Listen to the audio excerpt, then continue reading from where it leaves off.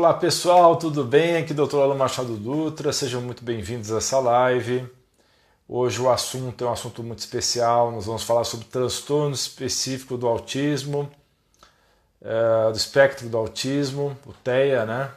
Então, teremos hoje uma participação especial da doutora Amália Rodrigues, que é fonoaudióloga. Boa noite, Gisele, Lídia, Fátima, Pri Valentini, Fabi, Léo, a Amália já entrou. Então é isso aí, pessoal. A Amália, para quem não conhece, é uma fonoaudióloga muito boa, que tem uma formação impecável, tem doutorado, mestrado e doutorado pela USP. Hoje ela trabalha na Santa Casa, mas eu vou deixar ela se apresentar para vocês e em seguida, né, ela vai falar quais são as redes sociais dela para vocês seguirem ela, ok? Amália, pode se apresentar. Boa noite, Alain. Boa noite a todo mundo que está conosco hoje.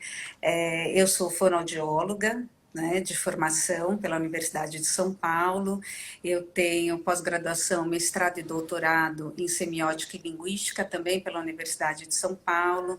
Trabalhei na Faculdade de Medicina durante 10 anos e agora eu trabalho como professora e preceptora também na Faculdade de Ciências Médicas da Santa Casa de São Paulo, no curso de fonoaudiologia há 8 anos. Eu estou formada há 20 anos e trabalho com diagnóstico em linguagem infantil e também com adolescentes, mas a minha população específica, né, de estudo há 20 anos tem sido uma patologia que é pouco conhecida no Brasil, que se chama distúrbio específico de linguagem DEL, ou atualmente a nomenclatura é de TDL, transtorno de desenvolvimento de linguagem. Espero poder contribuir aqui para todo mundo, com os familiares e pacientes que têm crianças ou familiares com transtorno de espectro autista, o TEA. Muito bem, vocês viram que é uma fera que está conosco aqui hoje, né? Doutora Amália não está muito acostumada com as redes sociais, né? Então, mas ela é uma pessoa muito boa de coração, além de ter uma formação técnica impecável.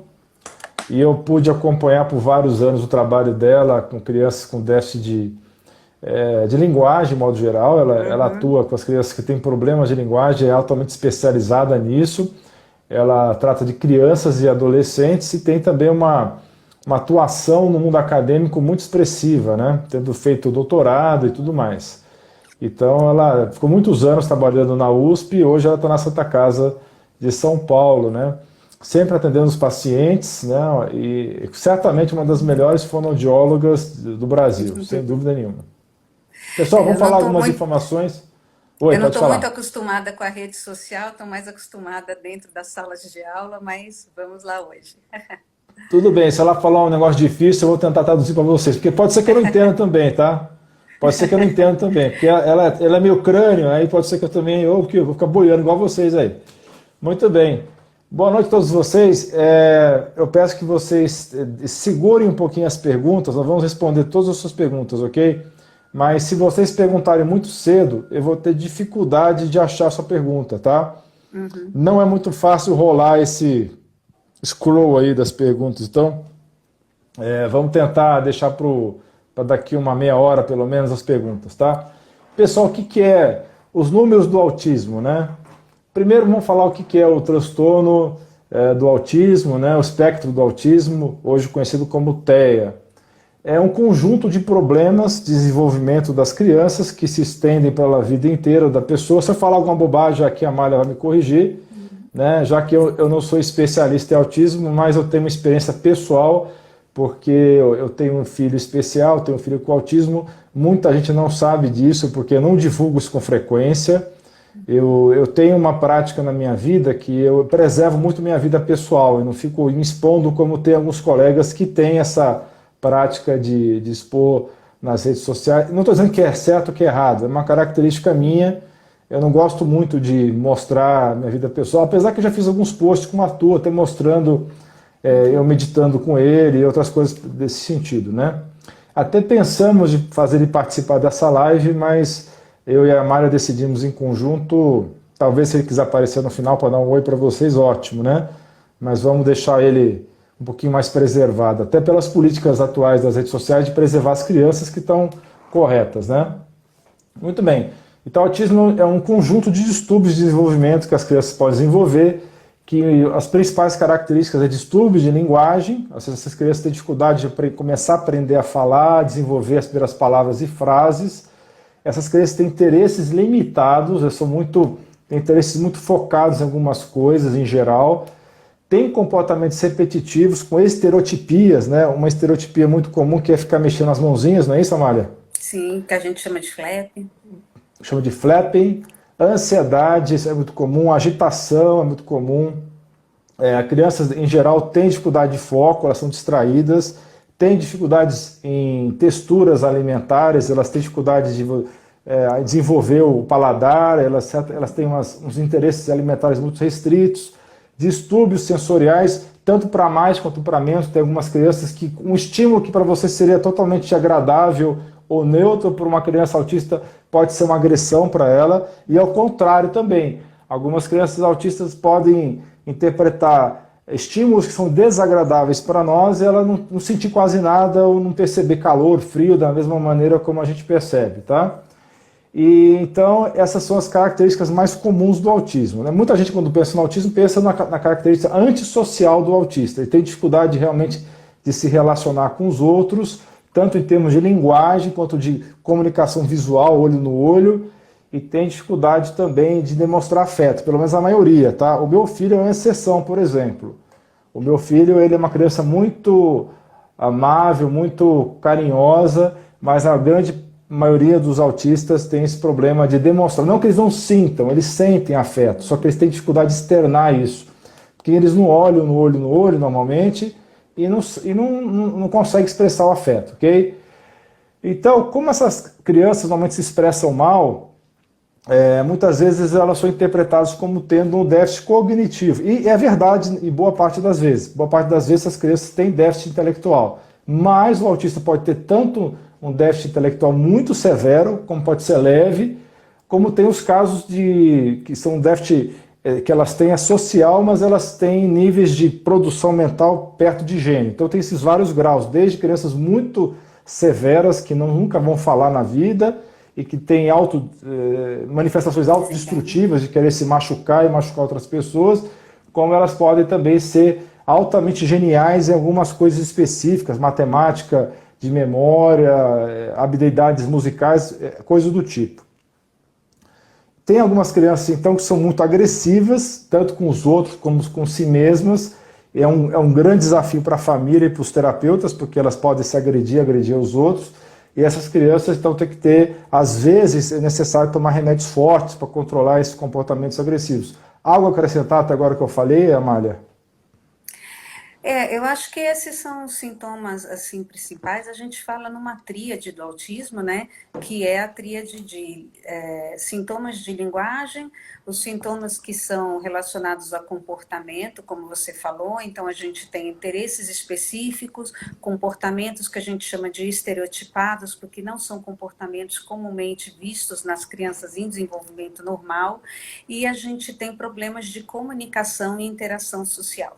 Então, o que eu acho que você falou muito bem é que, atualmente, o autismo é uma das doenças mais estudadas no mundo inteiro.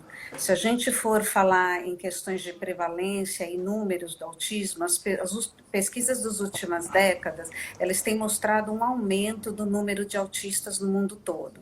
Ainda não consegue se responder cientificamente se isso acontece, porque realmente nós temos agora um aumento do número de nascimentos autistas, ou se, na verdade, a gente melhorou os critérios diagnósticos. Então, se a gente pegar pelo menos pelos Estados Unidos, Canadá e Inglaterra, a maioria das crianças elas são detectadas até por volta dos 2 anos de idade. Se a gente pegar a nível Brasil, algumas pesquisas apontam que essas crianças elas começam a ser diagnosticadas ou entrar num sistema de avaliação multidisciplinar para diagnóstico por volta, às vezes, dos 4 anos e meio, 5 anos, no sistema SUS de saúde, tá? No sistema público. No sistema particular isso já é diferente, e também nos grandes centros onde a gente tem, por exemplo, centros que são especializados em pesquisa, que aí essa idade diminui por volta dos 2 anos. As crianças, elas acabam manifestando sintomas do autismo desde o nascimento até por volta dos 3 anos de idade. Então, era muito comum na década de 80 e na década de 90, os pais, eles relatarem que as crianças, por volta até os 2 anos de idade, eles eram crianças normais, tinham interação, olhavam, imitavam os pais, começavam a falar, já estavam falando, e depois elas tiveram um período de regressão.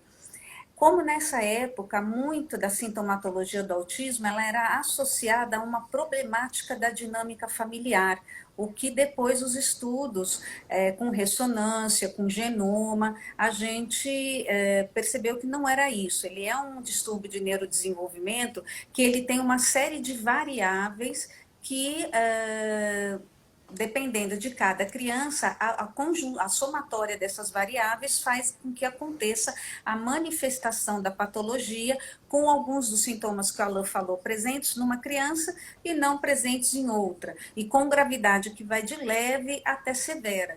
Então, nós temos dentro, e por isso que se mudou a terminologia do autismo para transtorno do espectro. Então, é um espectro de sintomas com variação dessas gravidades, e aí você vai ter uma criança, às vezes, com sintoma muito diferente da outra. E que hoje, crianças que estão nascendo com sintomas muito leves, né, acabam passando desapercebidas pelo sistema de saúde público ou privado. Muito bem, vocês estão vendo como ela é fera, né? Estão vendo como ela é fera? Fala muito bem, né? Essa família Rodrigues, vou te falar uma coisa, não sei o que nasceram com o dom da palavra, né? Muito bem. Com exceção de um certo anjo aí, mas não vamos entrar nesse detalhe agora. Então. Muito bem, então ela falou muito bem, então ela complementou muito bem o que eu falei, né? E vocês percebam que ela realmente é muito fera no que está falando aí. Eu acho uma coisa Então, como ela falou, importante, pode viu, falar. Alain? Já que a gente está falando de sintomas, eu acho que uma coisa importante é entender que a gente tem um conjunto de sintomas, né? Então, nessa tríade que a gente fala de linguagem, comunicação e interação social, e a gente fala de comportamento, os sintomas têm que estar presentes nessas tríades, tá? Porque senão não vai configurar, às vezes, um autismo típico, e aí essa criança, no DSM, que é o Manual de Diagnóstico Mental em Saúde que nós temos, essa criança pode ficar numa outra classificação, como um transtorno global do desenvolvimento. Né? E aí eu vejo, por exemplo, muitas pessoas hoje falarem assim: ah, mas ele olha no olho, ele não pode ser autista. Ah, mas ele veio, me abraçou e me deu um beijo, ele não é autista. Mas imagina, autista não fala, autista não escreve, né? Então, assim, a gente tem que lembrar que não é apenas um sintoma. Não é porque ele tem contato ocular enquanto está conversando, ou ele brevemente mantém o contato ocular, que ele não vai ser autista. Né? Então, Sim, assim, a gente tem existe muitos tipos de autista, né? Isso as isso. pessoas têm um pouquinho de dificuldade de entender. E, na verdade, pessoal, o que é o autismo? É um guarda-chuva que engloba várias situações diferentes com características gerais parecidas, tá? Então, é como se fossem dezenas de doenças englobadas num complexo diagnóstico, tá? E essas crianças todas se beneficiam com esse estigma, vamos chamar assim, esse carimbo de que tem o TEA, por quê? Porque as terapias em conjunto que são feitas vão beneficiar essa criança. É muito mais para focar na terapia do que no sentido de ser muito específico do que aquela criança tem. Estou errado, Mária? Não, não está errado, não. E até porque, na verdade, a gente tem autistas diferentes, né? Às vezes a gente tem irmãos que são gêmeos e que são autistas com a mesma carga genética e eles, na verdade, manifestam a patologia de maneira diferente. né? Então, assim, você pode ter alguém, você pode ter um autista com a mesma faixa etária, essa criança ter, na verdade, além de, fazendo parte do quarto dela, uma apraxia verbal de fala, o que dificulta muito o início do surgimento das primeiras palavras, da expressão verbal, da fala.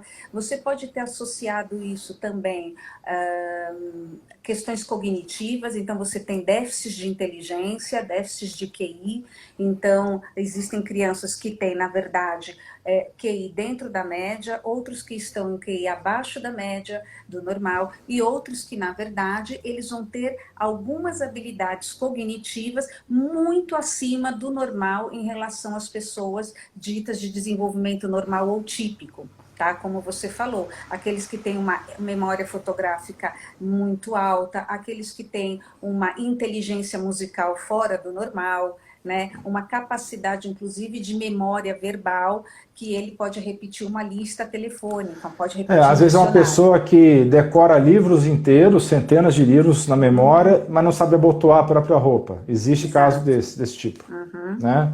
A pessoa não tem, ela não consegue se cuidar sozinha, não consegue ter os autocuidados, mas tem essas características assim espantosas. É como se fosse um computador que desenvolve muito bem uma área e as outras áreas não desenvolvem, né? E isso a gente tem que ressaltar que não é a maioria dos autistas. Na verdade, isso é uma parcela muito pequena do espectro que se comporta dessa forma. Que aí as pessoas Então, tendem a ver essas crianças como gênios, né? E acabam não procurando terapias para ajudá-los nas outras habilidades que eles não exatamente. possuem. É praticamente menos de 10%, não é isso, Amália, dos casos? Bem menos de Menos, bem 10%. menos, bem Bem menos. menos. Então, normalmente, quando é que você vai perceber que uma criança está com problema? Por volta dos 2 anos de idade. Alguns casais percebem desenvolvimento atrasado na criança, com 1 ano mais ou menos, que essa criança tem atraso para andar, atraso para falar as primeiras palavras, mas é por volta de 2, 3 anos de idade que a maioria dos diagnósticos começam a se formar, né? Então, ela vai ter tipicamente atraso desses marcos de desenvolvimento dos 18 até os 24 meses. Algumas crianças começam a se desenvolver normalmente, mas depois de um certo momento elas regridem. Isso aí é muito trágico para os pais. Tem alguns pais que você vê que a criança está desenvolvendo bem até uma certa idade, depois ela regride e fica com o problema do autismo. Esse é um tipo também mais incomum, mas que existe também, né? E, como a Malha falou, até os anos 60 mais ou menos, a culpa era colocada na família, especialmente nas mães. Tinha uma teoria naquela época, dos anos 40 até os anos 60, que o autismo era porque as mães não davam amor para o filho, que eram mães desinteressadas. Olha que sacanagem com as mulheres, né? Mas era assim que era visto a coisa nessa época. Tem várias teorias das causas. Você quer falar um pouquinho das teorias ou você quer que eu fale, Amália? A gente pode, eu acho que se complementando, né? Mas eu acho que essa foi algo que realmente aí quase hoje ninguém mais fala dessas teorias antigas, o que é benéfico para as famílias que já têm uma série de questões a lidar com o desenvolvimento dos seus filhos, mas eu queria falar um pouquinho dessa fase antes dos 2 anos, né? A gente tem um perfil de bebês que quando a gente faz esse histórico anterior com essas famílias, quais são alguns sinais que a gente pode detectar nessas crianças quando bebês? Atualmente, nos grandes centros, a gente tem, assim que a criança nasce nos hospitais, um teste que é chamado teste da orelhinha, e ele faz a primeira detecção da audição do seu bebê, né? Quando esse teste ele falha, essa criança vai seguindo um protocolo aí de acompanhamento e não é por conta da falha que realmente ele vai ser uma criança com perda auditiva ou surdez, mas é feito um acompanhamento, tá?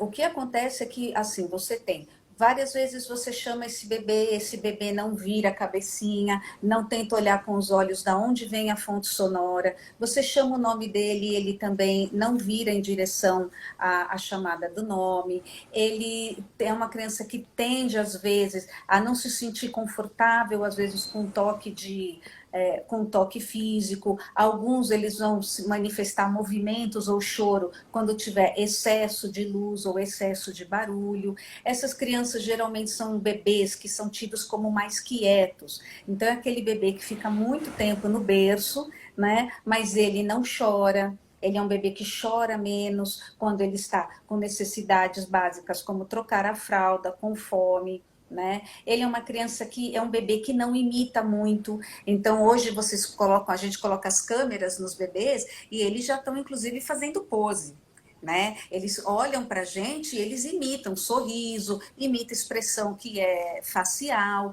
eles imitam como a gente faz nas nossas atividades de vida diária de todo dia, no comer, no brincar, né? Eles imitam a gente dando tchau quando vai embora, né? Imitam a gente cumprimentar, coloca o corpinho assim na frente para dar um beijo para demonstrar interesse social, e esses bebês eles acabam, na verdade, manifestando menos isso. Por volta dos 12 meses, a gente tem mais ou menos a média, não é assim para todas as crianças, tem crianças que falam mais cedo e crianças que falam um pouquinho mais tarde, mas a média é por volta do surgimento das primeiras palavrinhas, mamã, papai, não, au au para cachorro, o nome do cachorro da casa, por volta dos 12 meses. E aí a gente tem um atraso nesse aparecimento da comunicação verbal. Perfeito. Então, oi, quer falar, Mária? E aí por isso mesmo é que muitas vezes o primeiro sintoma que alguns pais percebem é assim, será que meu filho ouve? Eu acho que essa criança é surda. Então, muitas vezes, até os 2 anos, os comportamentos repetitivos, como flaps, pulos, girar em torno de si próprio, eles só se manifestam após os 2 anos, né? Porque essa é uma doença de neurodesenvolvimento. Então, conforme a criança vai desenvolvendo, alguns desses sintomas é que vão aparecendo. Então, quando ele ainda é bebê, ele também ainda não está com toda a destreza motora de ficar em pé, girar em torno de si mesmo, girar brinquedos, rodas de brinquedos, né? Ficar, de repente, com uma caneta na mão e ele fixa o olhar e fica em hiperfoco, né? Então, ele ainda não tem essa destreza para demonstrar o comportamento. Mas um dos sinais é que os pais falam, olha, eu acho que meu filho é surdo, porque eu não vejo ele se assustar com um barulho perto, eu chamo e ele não vira na minha direção. É por isso que todas as crianças com suspeita do diagnóstico fazem exaustivas investigações fonoaudiológicas e fazem audiometria, fazem BERA, que é outro tipo de avaliação da parte neurológica da audição, né? Meu filho passou por tudo isso, né? A Mária acompanhou tudo isso também, muito de perto. Então meu filho fez audiometrias, fez BERA e tudo mais, fez avaliações para ver se ele não tinha déficit de audição, porque tinha essa suspeita. Na verdade, ele também teve otites quando era bem pequenininho, né? Chegou a ser operado, inclusive, por conta disso. Ele foi operado da carne esponjosa do nariz, né? E pôs aquelas tubinhos de ventilação. Tubinhos de ventilação no tímpano, né? Porque ele estava tendo otite de repetição quando era mais novinho, né? Hoje está com 10 anos de idade. Muito bem. Isso é comum, né, Alan? É muito comum, até os 2 primeiros anos de vida, as crianças em desenvolvimento típico apresentarem otites, né? E no caso dessas crianças, é mais um fator que agrega para dificuldades de desenvolvimento de fala, de linguagem oral e de comunicação.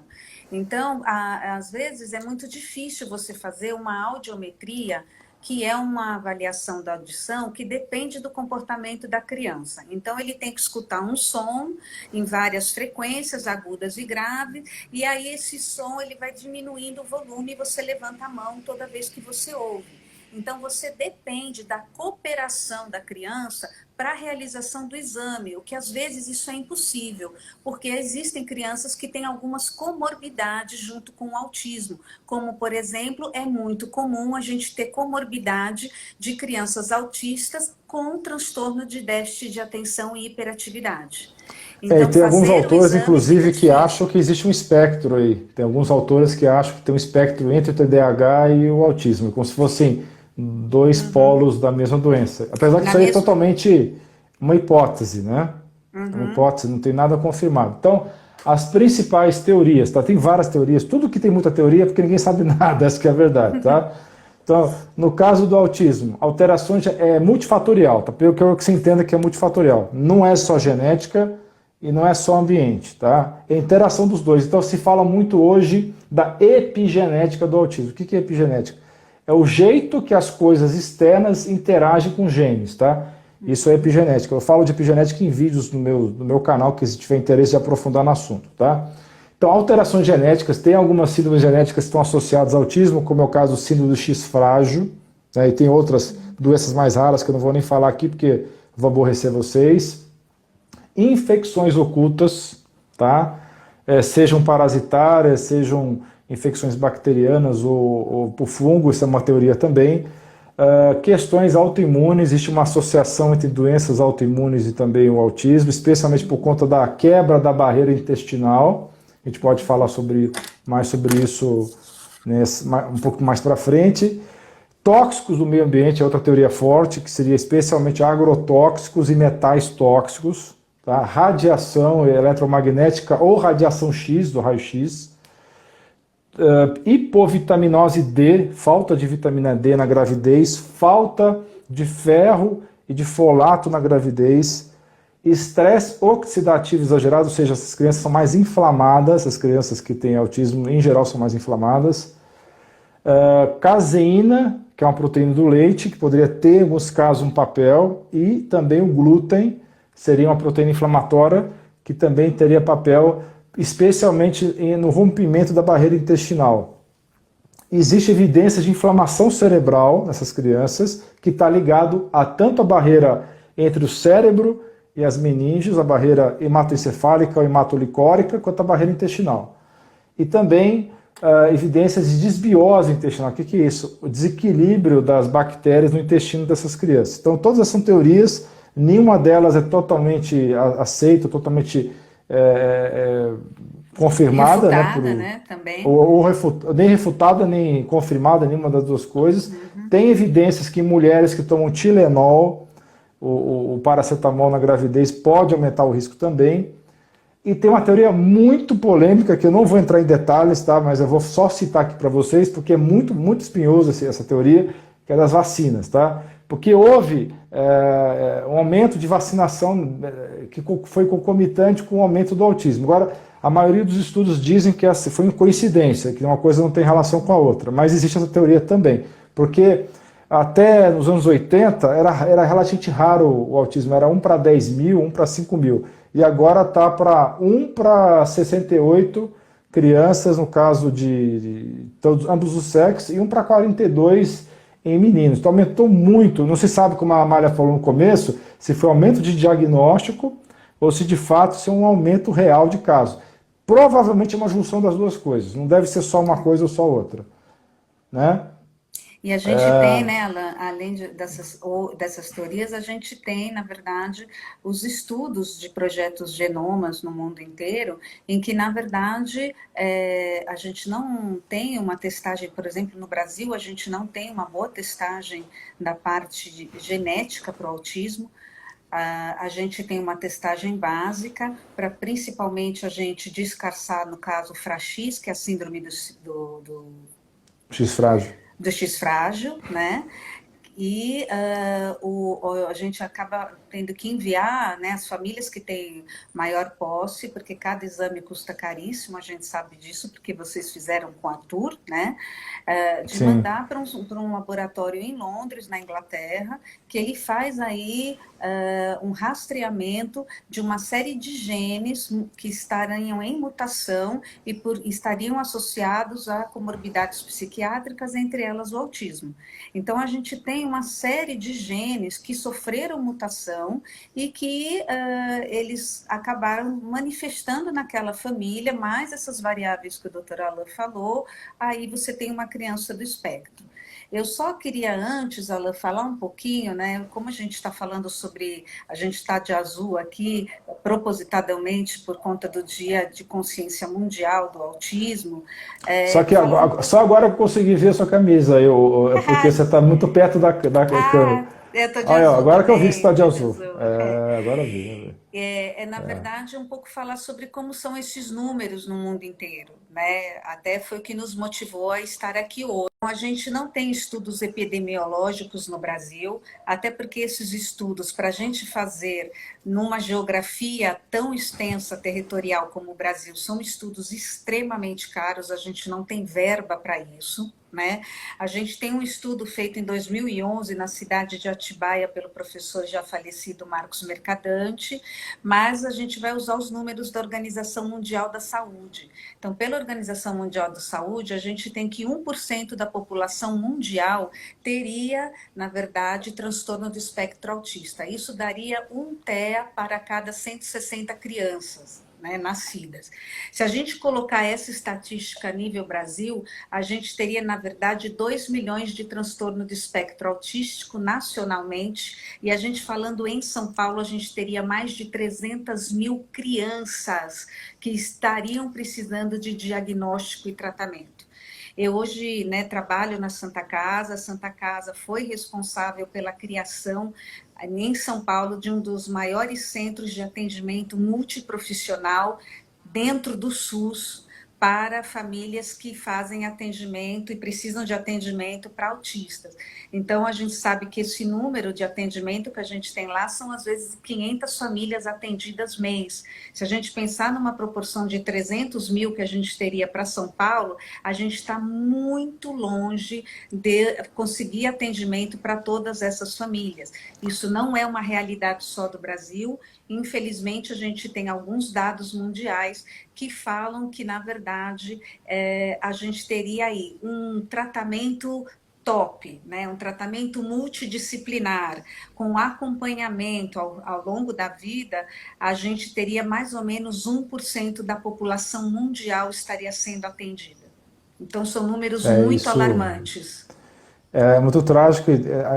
Esses números realmente são um pouco díspares, né? Dependendo da fonte, você vai ver um para 160 e tantos, um para 60 e tantos, um para 40 e tantos, mas tudo leva a crer que está aumentando muito a incidência, pelo menos o diagnóstico, e tem muito mesmo casos, como ela falou, não estão sendo cuidados, não estão sendo diagnosticados e nem cuidados, né? Nem uma coisa nem outra, né? Então, tem uma outra coisa que eu falei, que eu não falei também, tem uma teoria relacionada à metilação, que eu não vou entrar em detalhes aqui para não ficar complicado para vocês entenderem, mas enfim, déficit de metilfolato, de ácido fólico já na forma ativa, seria uma das causas também que aumentaria o risco.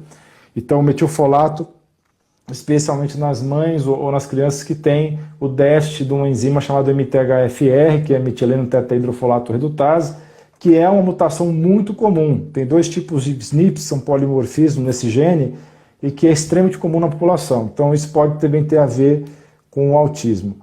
Então, muito bem, vamos fazer só responder algumas perguntas, Amália, a gente continua, tá? Porque senão o pessoal fica bravo com a gente, porque eles querem perguntar. Não, muita gente perguntou uma série de coisas aqui. Deixa eu ver se eu pego as perguntas aqui.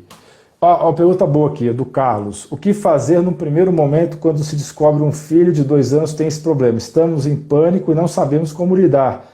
Amália, quer responder essa? Eu complemento. Sim, a primeira coisa, na verdade, é você procurar um médico, né? Então, o médico... Um psiquiatra, pessoal, psiquiatra. Isso, aí a especialidade que você pode procurar é um neuropediatra, um neuropsiquiatra ou um psiquiatra infantil, né?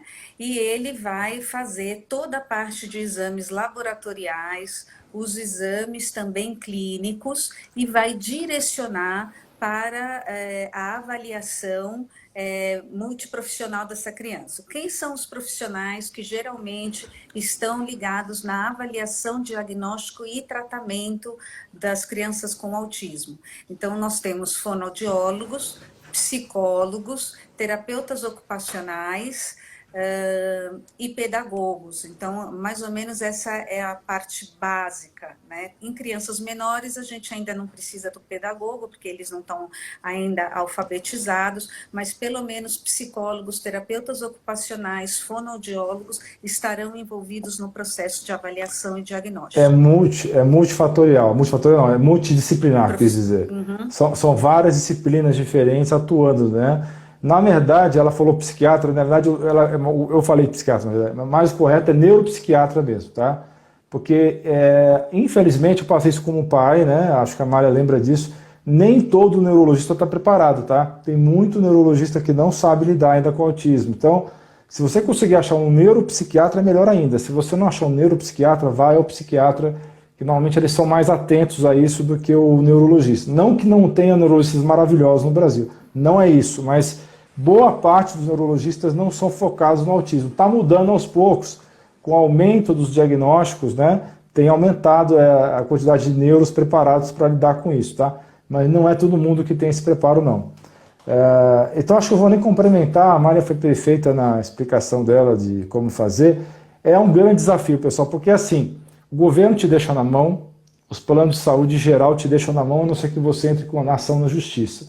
Então, é um tratamento que não, tem muitas famílias que têm muita dificuldade com esse tratamento, porque ele pode ser caro, porque entra fonoaudiólogo, terapeuta ocupacional, entra psicólogos para aplicar as terapias comportamentais, que é a mais conhecida é a ABA. Você tem que pagar consulta com o neurologista ou com o neuropsiquiatra. Muitas vezes você tem que fazer testes cognitivos nessa criança em especialistas que podem ser caros. Então, não é fácil. É um grande desafio as terapias, porque eu passei por isso, foram anos de terapia do meu filho, e fica caro mesmo, a conta fica cara. Ou você tem que ter, acontece em muitas famílias, o casal, por exemplo, é a mãe e o pai. Muitas vezes a mãe deixa de trabalhar para poder se dedicar ao filho, ou vice-versa, mas é muito mais comum uma mulher fazer isso, né? E essa mulher vai entrar na fila do SUS, por exemplo, fica aquelas filas horrorosas de madrugada para conseguir vaga, aquele tipo de coisa que vocês conhecem no SUS, tá? Ou então a família tem que gastar tudo no particular e ficar correndo atrás do convênio para poder ressarcir. Porque o convênio não é obrigado a pagar todas as terapias, a princípio, mas se você entra com uma ação na justiça, na grande maioria das vezes o juiz consegue dar um ganho de causa para você, para a família, e você consegue, então, fazer o convênio cobrir essas despesas, tá? Eu vou até ajudar as famílias que estão aqui assistindo, né? Então, assim, complementando o que o Alan falou, nós temos duas grandes leis que ajudam, na verdade, a vocês. Então, a lei nova, né, que você vai falar agora, a lei nova, né? Então, eu vou falar, na verdade, de lei antiga. É lei que está no papel, mas que, às vezes, a gente não está vendo o cumprimento disso e tem que chegar numa questão legal de abertura de processo contra convênios, por exemplo. A primeira lei é a lei número 12.764, essa lei é de 2012. Ela fala sobre a Política Nacional de Proteção aos Direitos da Pessoa com Autismo. Então, essa lei, basicamente, ela tenta assegurar que as crianças com autismo, elas tenham as mesmas condições de saúde e de escola que as demais crianças, né? Então, se vocês estão tendo aí alguma dificuldade em conseguir atendimento no seu plano de saúde, ou conseguir alguma escola que não esteja fazendo a matrícula do seu filho, essa é uma das leis, tá? É a lei 12.764. A gente tem, além dessa, uma lei que engloba, na verdade, essa daí, é a Lei de Inclusão Federal para portadores de deficiência, né? Que inclui, por exemplo, a síndrome de Down, inclui também o TEA, inclui também deficiente intelectual e também deficiente intelectual. Então, essas duas leis são duas leis que já começam a alguns convênios, eles têm acusado, digamos assim, as famílias que essa seria uma doença pré-existente. Na verdade, isso não é real. Como nós dissemos no começo, essa é uma doença que é desenvolvimental. Então, você às vezes pode estar com o seu filho, inclusive no desenvolvimento típico, nos 2 primeiros anos de vida, e aí então essa criança começar a demonstrar padrões atípicos de desenvolvimento e regredir no desenvolvimento. Então, ninguém sabe, às vezes, ao nascimento, a não ser casos em que você tem uma severidade maior, que já bebê, essa criança, como eu falei anteriormente, começa a demonstrar alguns comportamentos de uma criança autista. Muito bem. O Dr. Rodrigo 25, que é o dentista biológico, que também é meu dentista pessoal, está na live. Grande abraço, Rodrigo.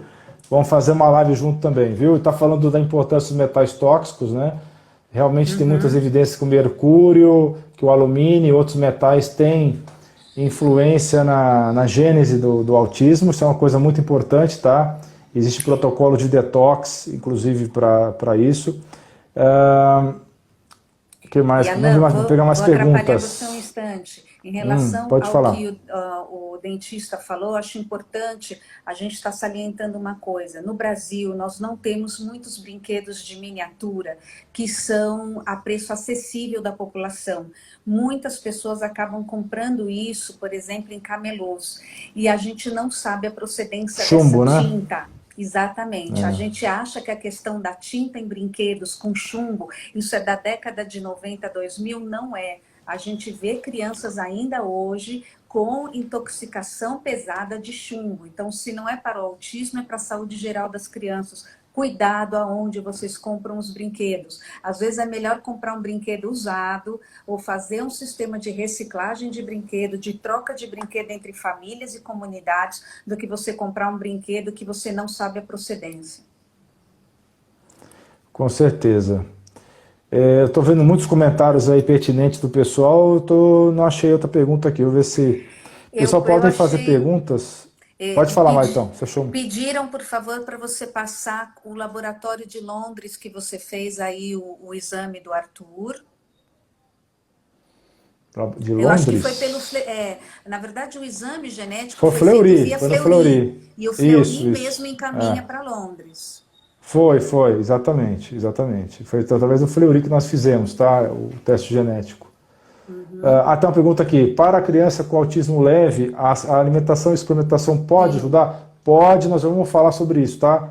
É a segunda parte da transmissão. Eu só estou respondendo a primeira leva de perguntas, já vou falar nesse assunto, tá? E a Mária vai poder também complementar. Lembrando para vocês que esse vídeo aqui, essa conversa maravilhosa que estou tendo com a Mária, vai para o meu canal do YouTube depois, tá? Eu vou subir para o canal do YouTube. Achou umas perguntas aí, Amália? Senão a gente vai continuar aqui. Eu já... Bom, não, acho que a gente já respondeu todas. Beleza, então vamos continuar. Então, a respeito então dos tratamentos, tá? Primeiro dos exames, vamos falar dos exames, tá? A respeito dos exames. Primeira coisa, uma criança que está com esse diagnóstico ou com essa suspeita tem que fazer os exames normais, neurológicos, fazer exame de imagem do crânio, como já falamos aqui, exames de audição, porque muitas vezes existe uma suspeita de que não tem déficit de audição. E além desse óbvio, mais ou menos óbvio, que todo neuropsiquiatra vai fazer isso, ele vai pedir exames de imagem do cérebro, seja uma ressonância, seja uma tomografia, vai pedir exames otoneurológicos, né, tanto do ouvido quanto dos nervos cranianos, e além disso, investigar déficits nutricionais, infecções ocultas.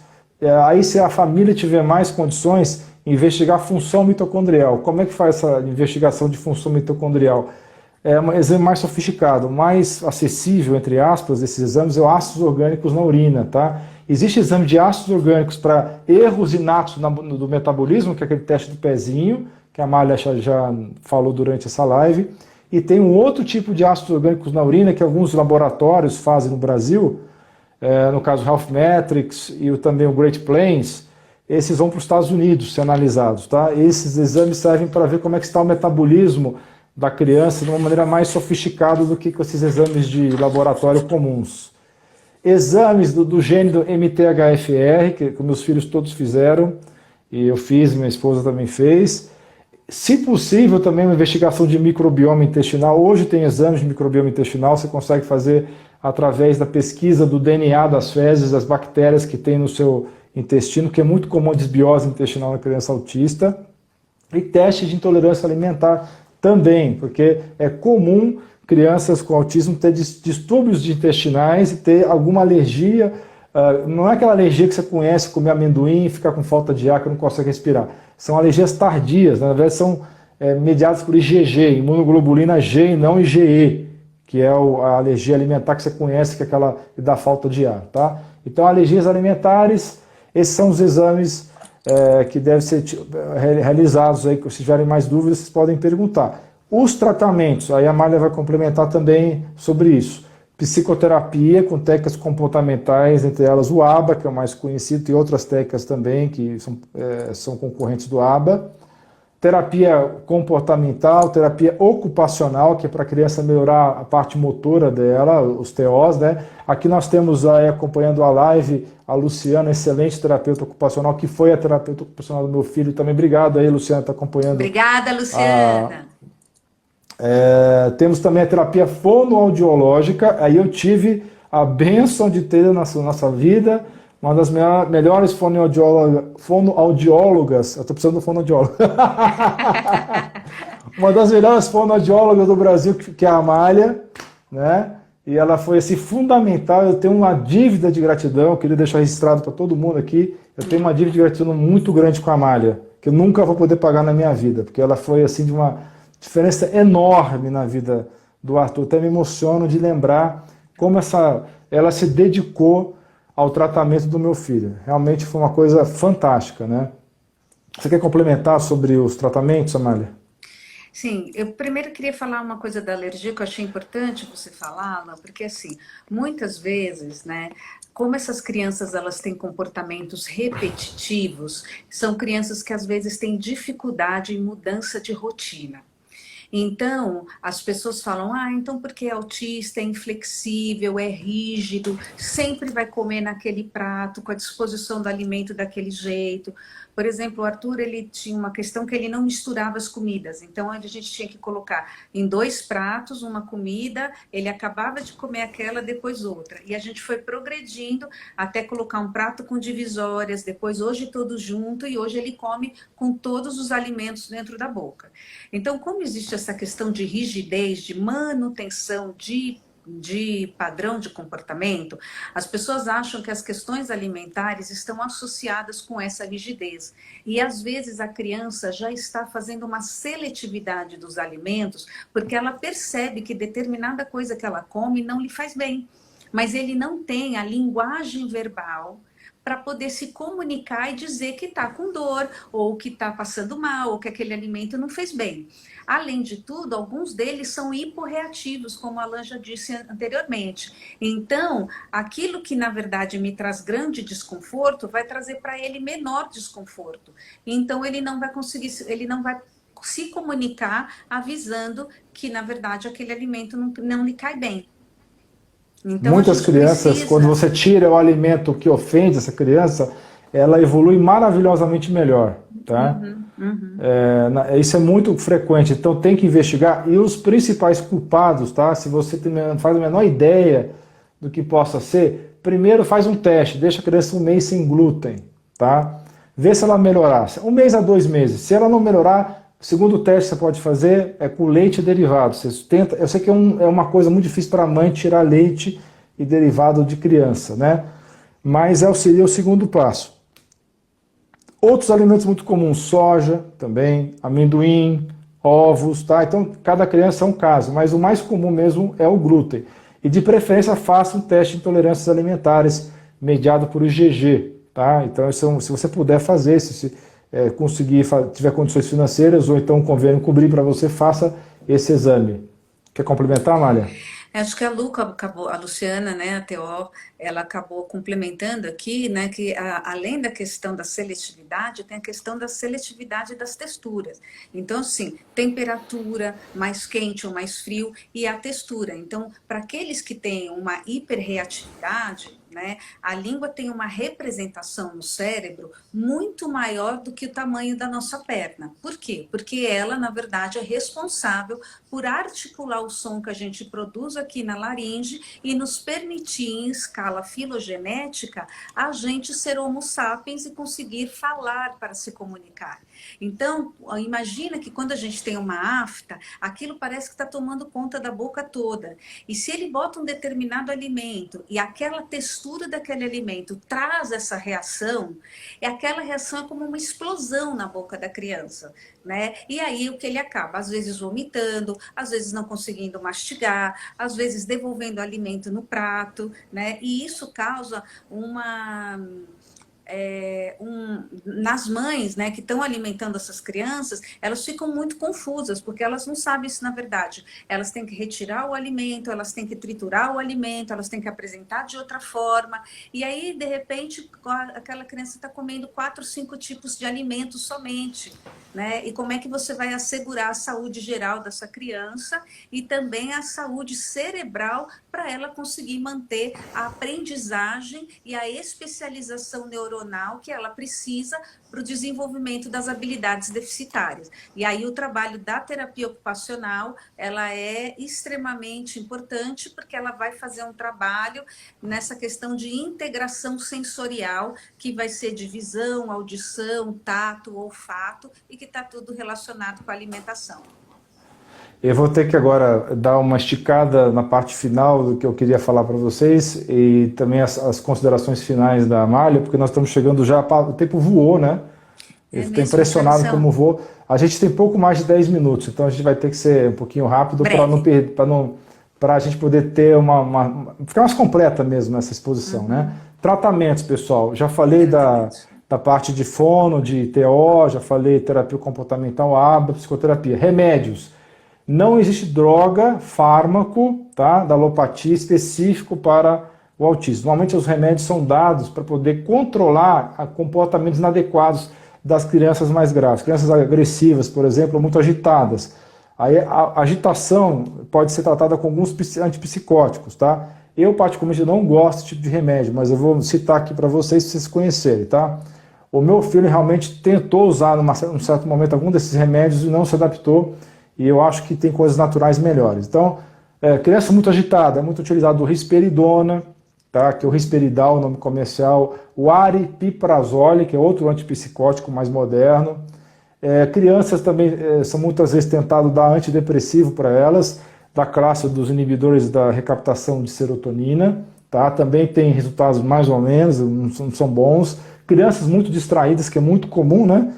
A criança do autismo não ter foco. É dado aqueles remédios para TDAH, que é a Ritalina, o Concerta, que são drogas, nomes comerciais do metilfenidato, o Venvance, que é a lisdexanfetamina, né? Um trava-língua o nome dessa palavra aí. Então esses são os remédios para melhorar a atenção da criança, tá?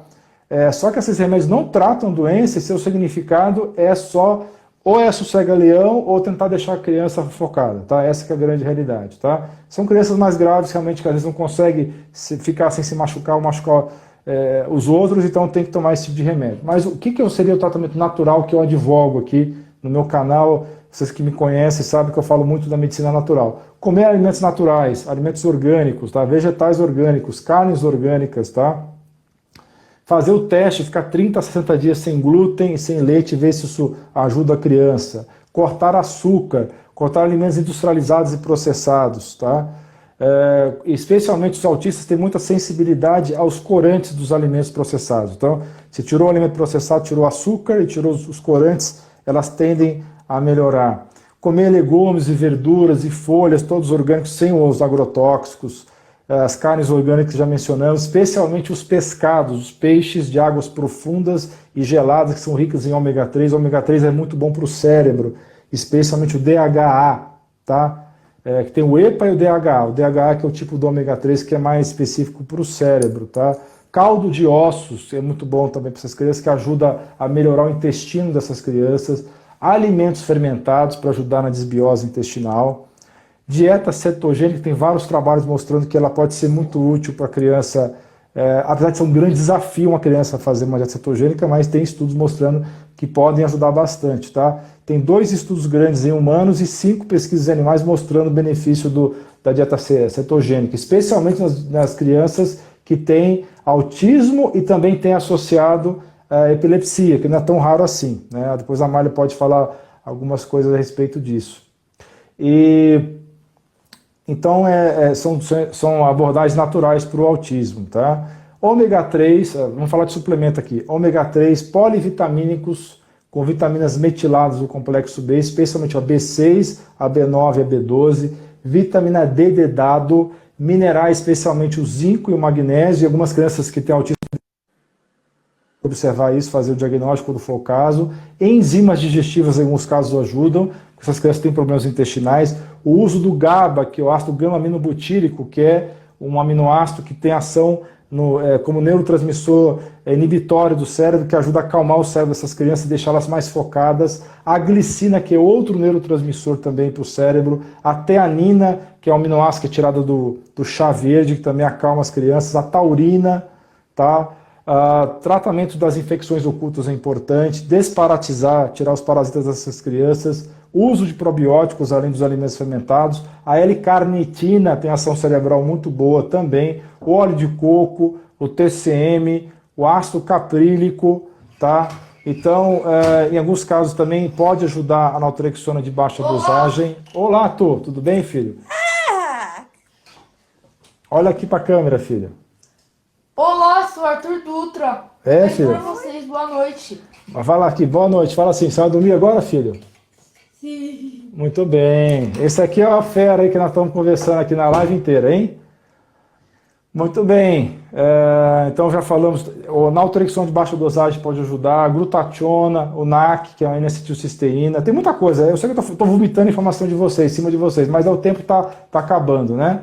A oxitocina pode ajudar na sociabilização também. Melatonina, que é muito comum crianças com autismo ter distúrbios de sono, né? Então é importante para essas crianças, em alguns casos, da melatonina. Teve uma época que o Arthur não tinha dificuldade de dormir. A Mária lembra disso, né, Mária?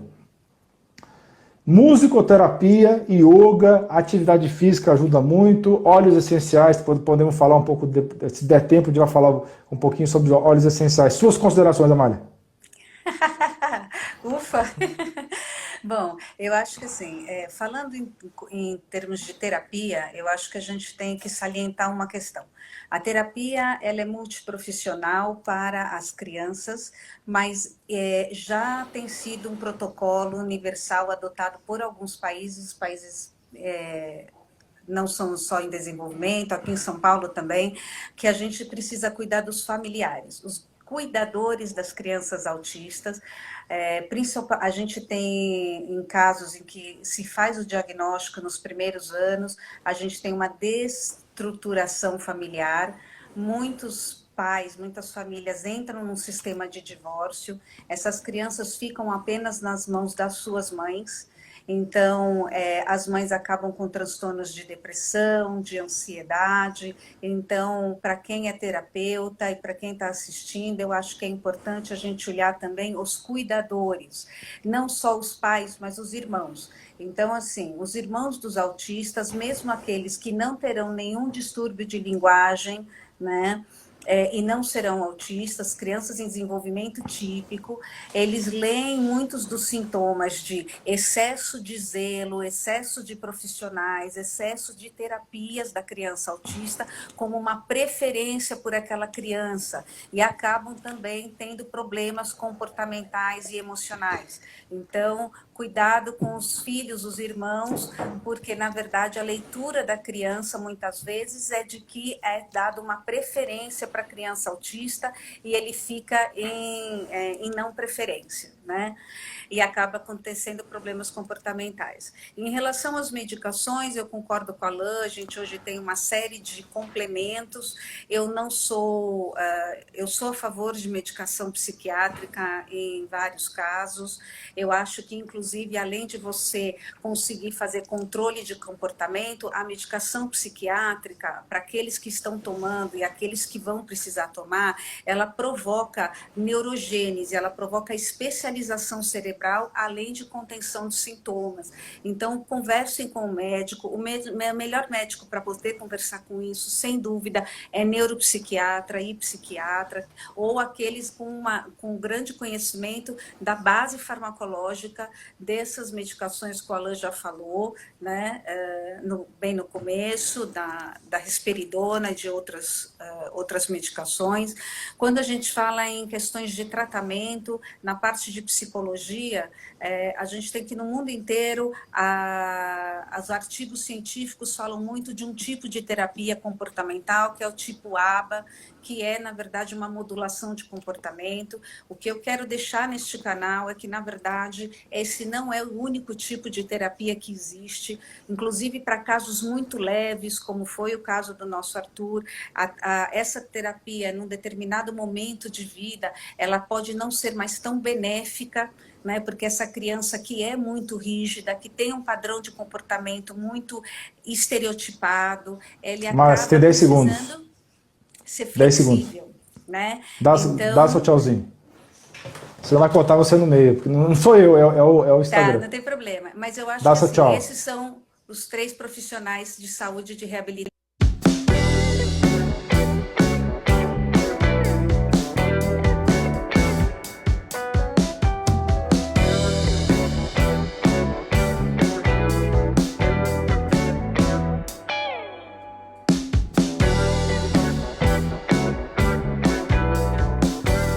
Não se esqueça de dar like no vídeo, clicar no botão de inscrição do canal e clicar no sino para ser avisado de novos vídeos.